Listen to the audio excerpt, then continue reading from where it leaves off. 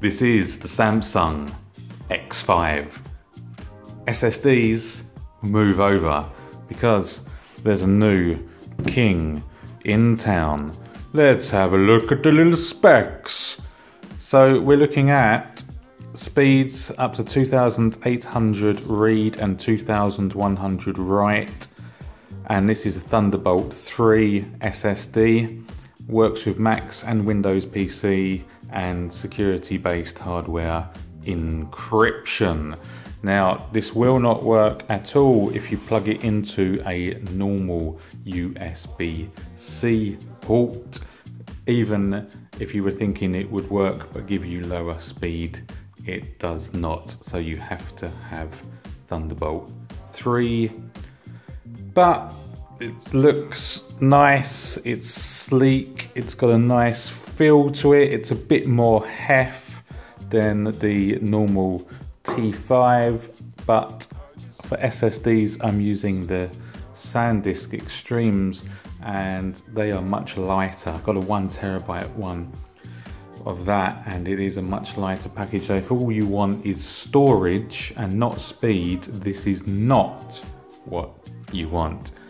I am using this for video editing, 4K video editing, and even for that it's overkill, you know, but it was on deal, got a special offer, and sometimes you just got to think to yourself, why not? But you don't want to see all this box and everything.